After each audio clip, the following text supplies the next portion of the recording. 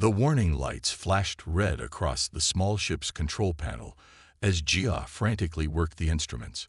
Her slender blue fingers moved quickly, but it was already too late.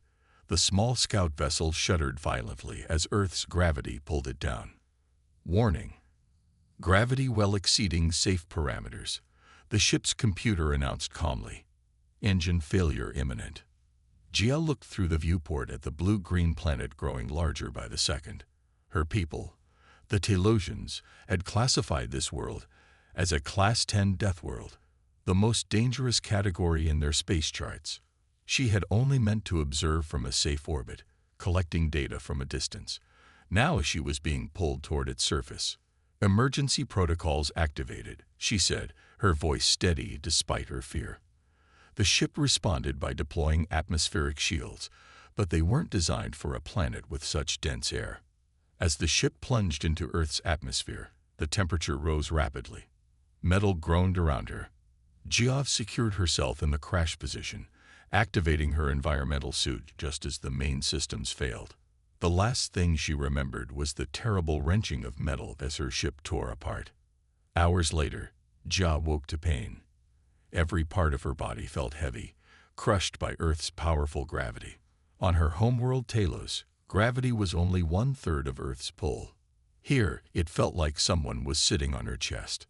She blinked, her large purple eyes adjusting to the light.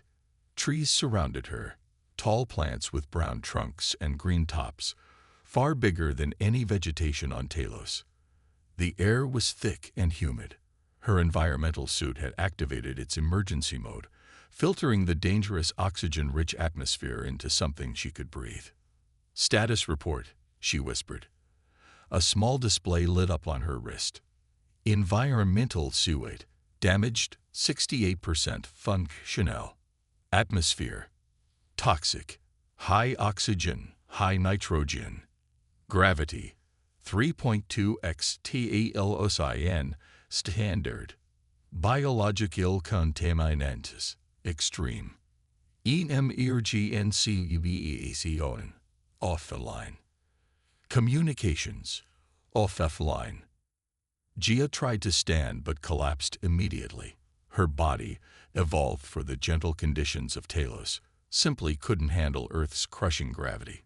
She crawled instead, pulling herself toward the smoking remains of her ship. The scout vessel was in pieces. The main hull had split open like a broken egg, scattering technology across the small clearing. The communication array was destroyed beyond repair. The emergency beacon was cracked in half. "No," she whispered, picking up the beacon pieces. Without it, the Telosian fleet would never find her. She was stranded on the most dangerous planet her people had ever discovered. A drop of water hit her suit, then another. She looked up as rain began to fall, not the gentle mist she knew from home, but heavy drops that quickly became a downpour. On Talos, precipitation was rare and gentle. Here, water simply fell from the sky in dangerous amounts. Gia crawled beneath a section of her ship for shelter, watching in horror as the rain turned the ground to mud. She checked her suit's power levels, already down to 63%. Without power, the suit would stop filtering the toxic air. Without the suit, she would die in minutes. Night fell quickly, bringing new dangers. The temperature dropped rapidly, another shock to her system. Telosian body temperature regulation worked poorly in these conditions. Strange sounds echoed through the trees, calls of Earth creatures she couldn't identify. Gia huddled against a piece of her ship, trying to conserve energy. She reviewed what she knew about Earth from her training. Humans dominated this death world, bipedal mammals who had somehow evolved to withstand these crushing conditions. They'd breathed the oxygen-heavy air directly into their lungs. They drank unfiltered water. Their bodies even contained billions of microorganisms, living inside them without causing harm. To a Telosian, humans were almost impossible to comprehend. Creatures evolved in hell who thought their deadly world was normal. A small animal skittered nearby, making Gia flinch. She had to find help soon. Her suit wouldn't last more than a few days, and without it, Earth would kill her quickly.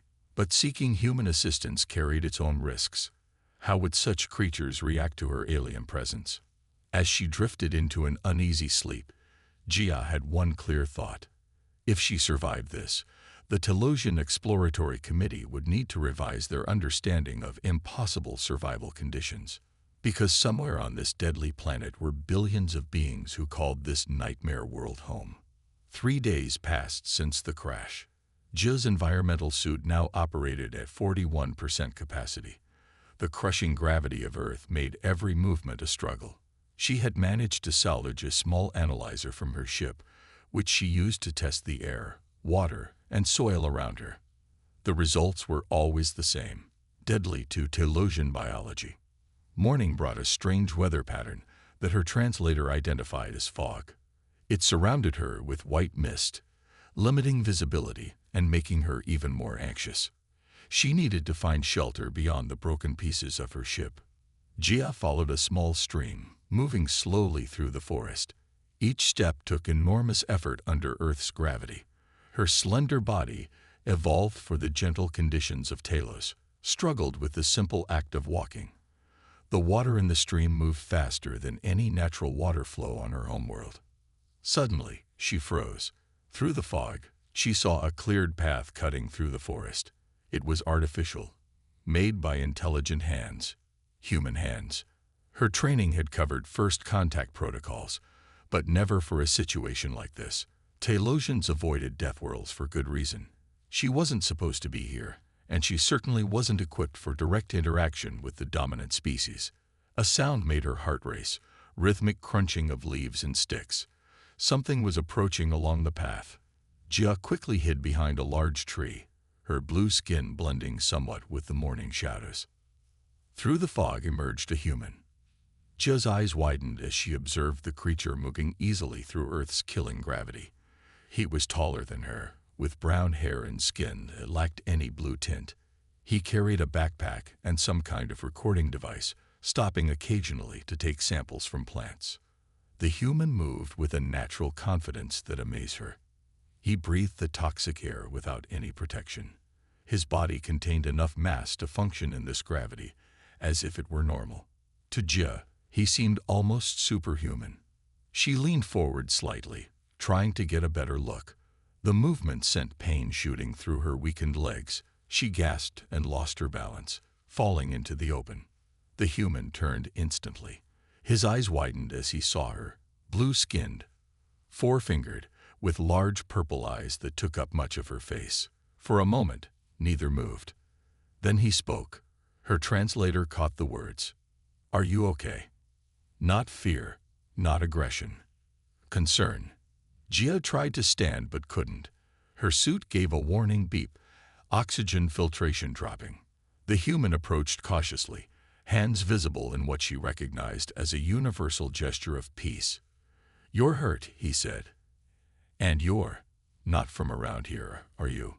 Her translator converted her response. "Help. Dangerous. Suit failing." Instead of running away or attacking, the human knelt beside her, examining her environmental suit with surprising gentleness. He seemed to understand it was technology, even if it was beyond his experience. "I'm Ta," he said slowly, pointing to himself. "I'm a biologist. I study life. I have a research station nearby with equipment. I can help you."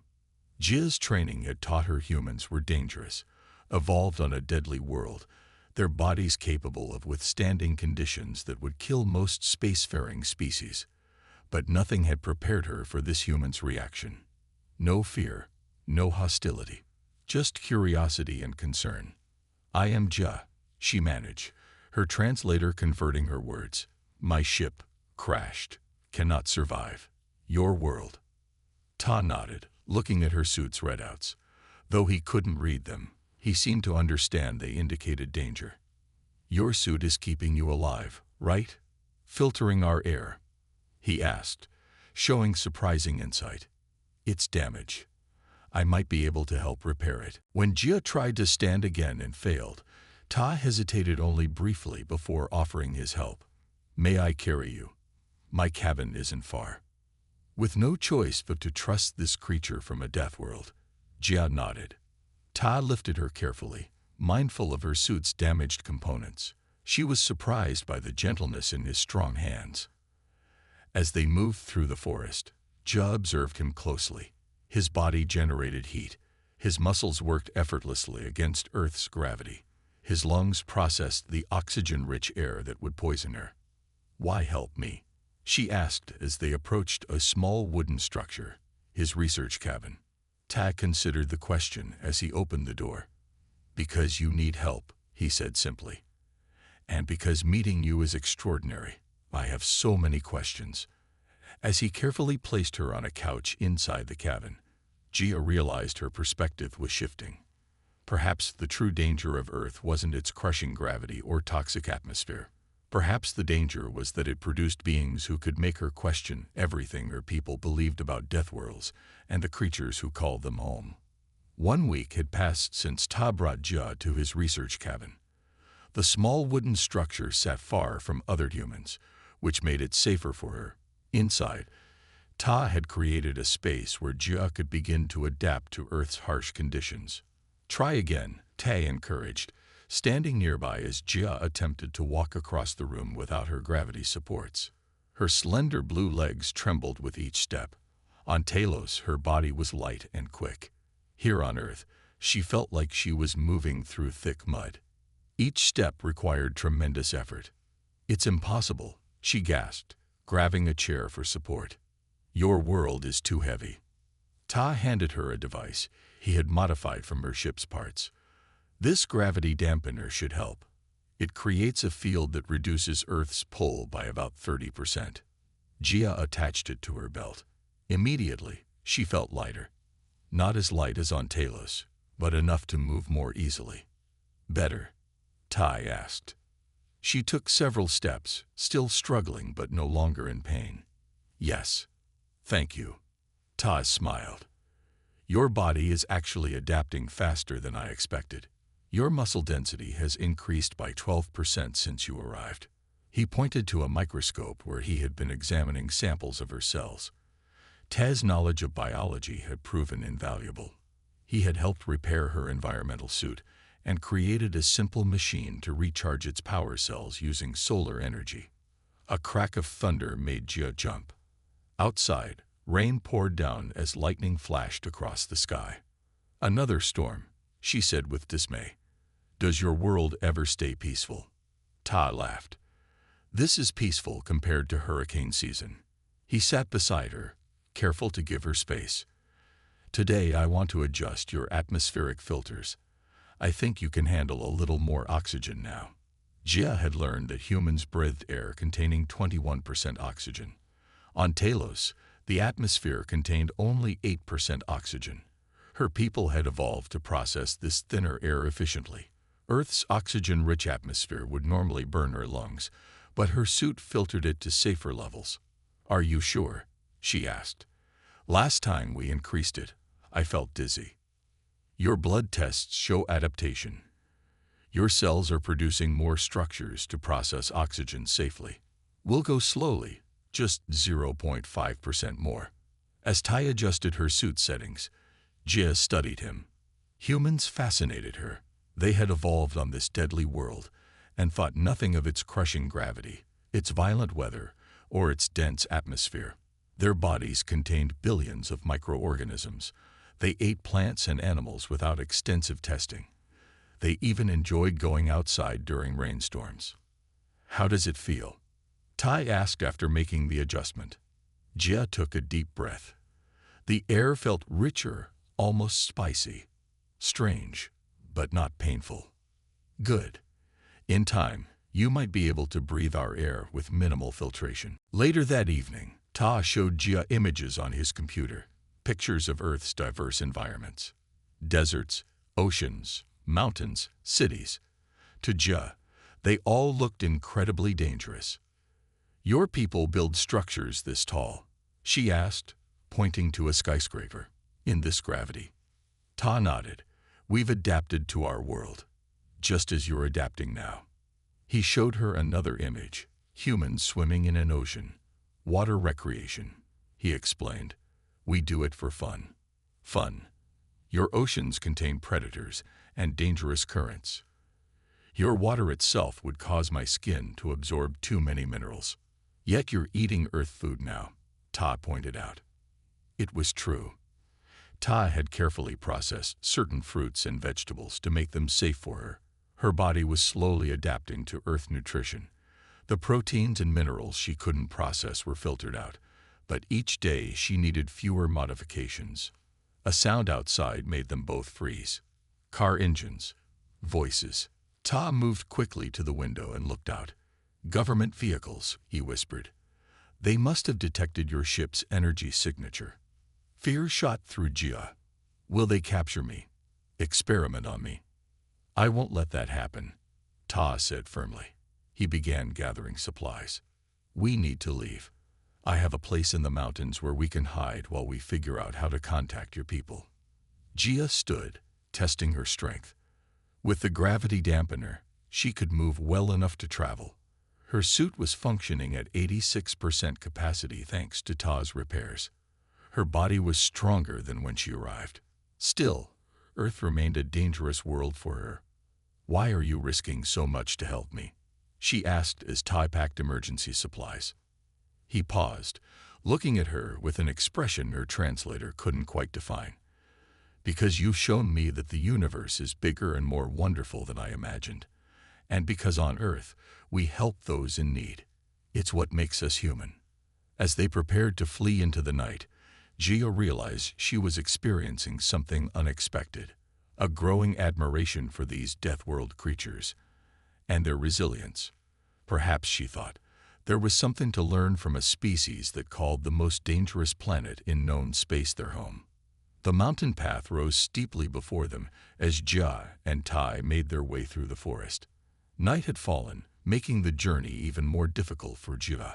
Despite her gravity dampener and 2 weeks of adaptation, Earth's conditions remained challenging for her Telosian body. We need to reach the fire tower before dawn, Todd explained, pointing to a distant peak. It has old radio equipment. We might be able to boost your emergency beacon signal from there. Jia moved carefully over the rough terrain. Each step required focus.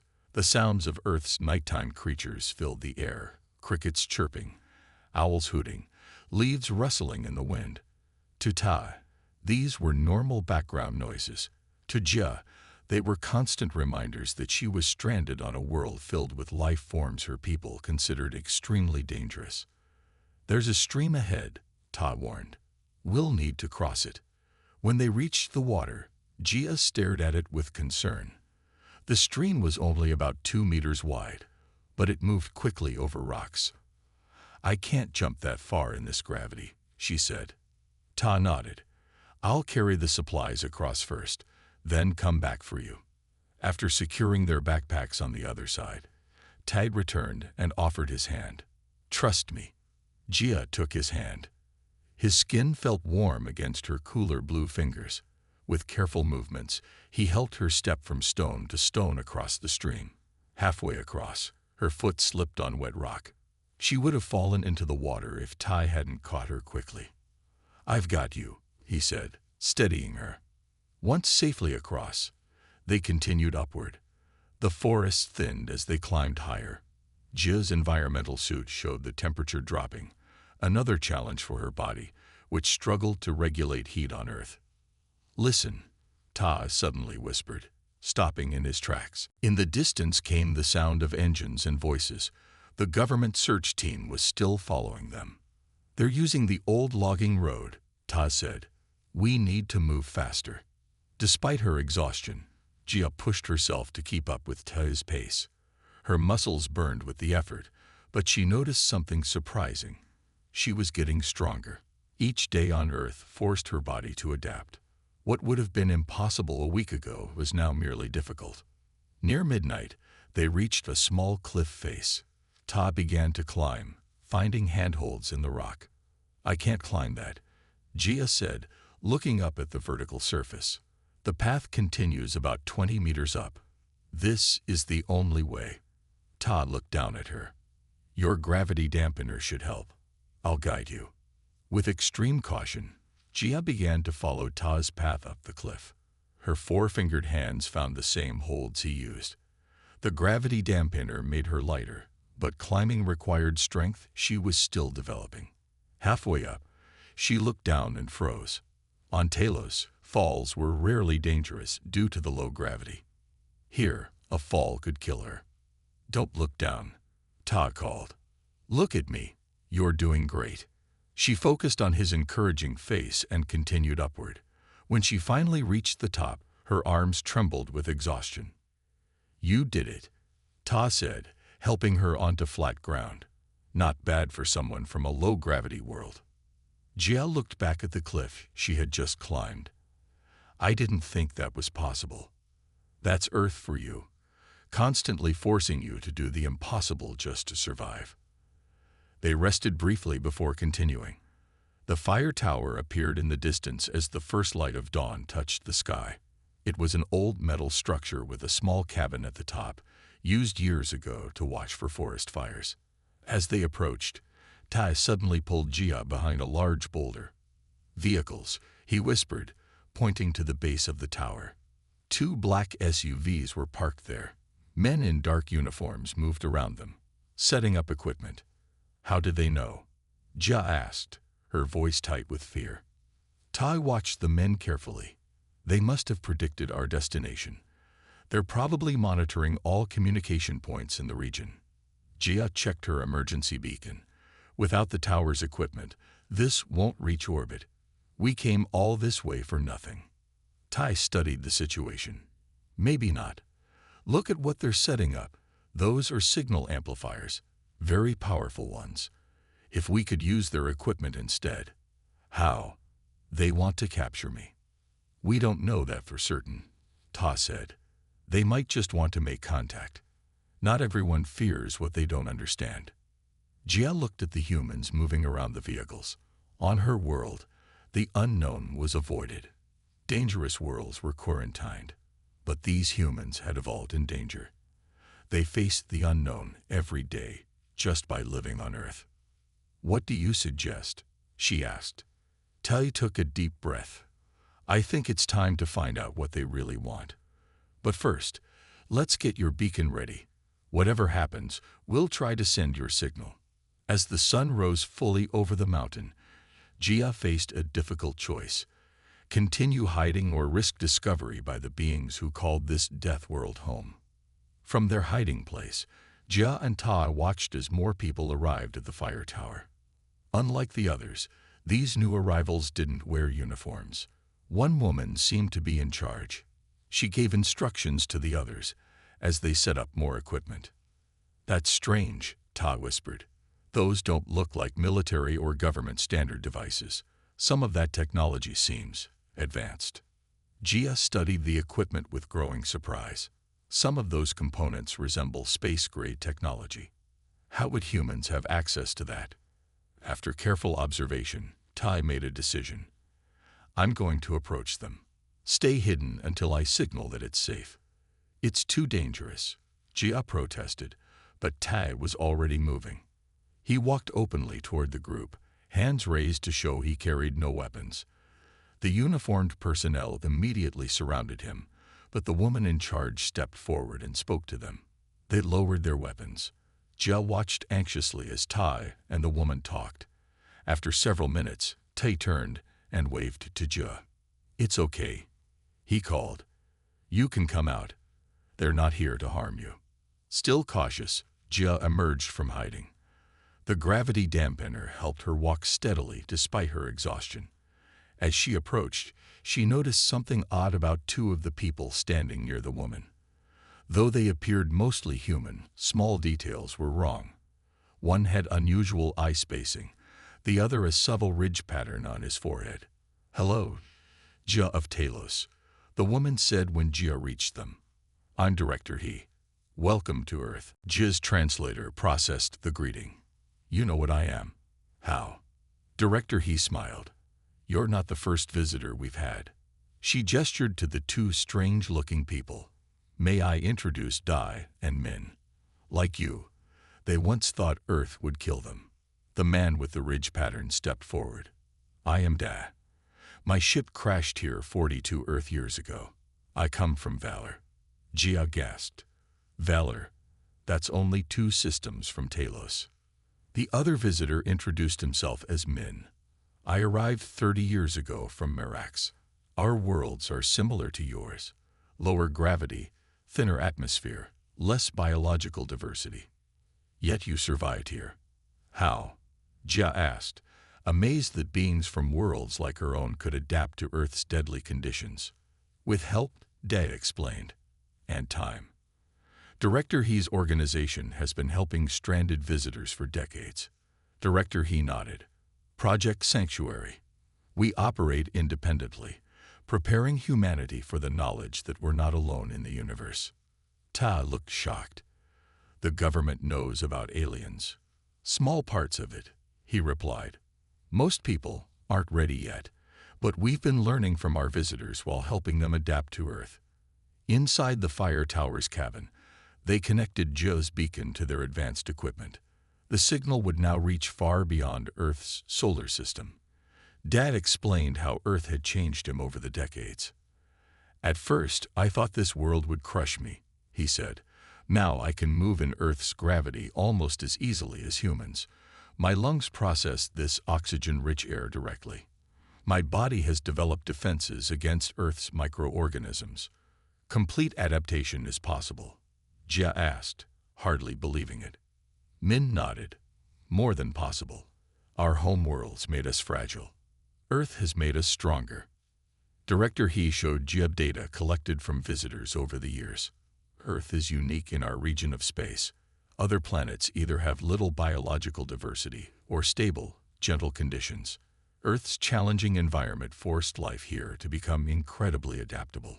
Humans evolved to survive frequent changes, Dai added. Their bodies can withstand radiation, pressure differences, temperature extremes, varied diets, and countless microorganisms. They're walking survival machines. Jia thought about Tai carrying her across streams, helping her climb cliffs, modifying her equipment with simple tools. She had classified these abilities as results of evolving on a Deathworld. Now she wondered if they were something more valuable. 6 months later, Jia stood before a screen displaying the Telosian High Council. Her appearance had changed dramatically. Her once slender blue body had developed greater muscle density. Her large purple eyes had adapted to Earth's bright sunlight. She no longer needed her environmental suit for brief periods outdoors. Earth should not be classified as a death world, she told the council. It should be recognized as a crucible world, a place that forces evolutionary adaptation and rewards resilience. The council members looked skeptical. You suggest we should change centuries of classification based on your experience? I do, Jia replied confidently. Humans possess qualities our people lack. Adaptability, physical resilience, and technological creativity, born from surviving their challenging world. They solve problems differently because their world never stopped presenting new challenges. She gestured to Tai, who stood beside her. With Project Sanctuary's help, I've established an official first contact protocol. Earth is ready to join the interstellar community, not as a danger to be avoided, but as a valuable ally. Later, as they watched the sunset from a mountain overlook, Tai asked, "Will you return to Talos when the diplomatic ship arrives?" Jia breathed the Earth air, now only partially filtered by her adapted suit. "I will visit, but Earth has changed me. This world you call home, it's no longer hell to me. It's becoming home." In the distance, storm clouds gathered, bringing rain and lightning, Earth's constant reminders of its power. But Jia no longer feared these challenges. Like the humans, she was learning to face them with resilience. The Deathworld was teaching her to live.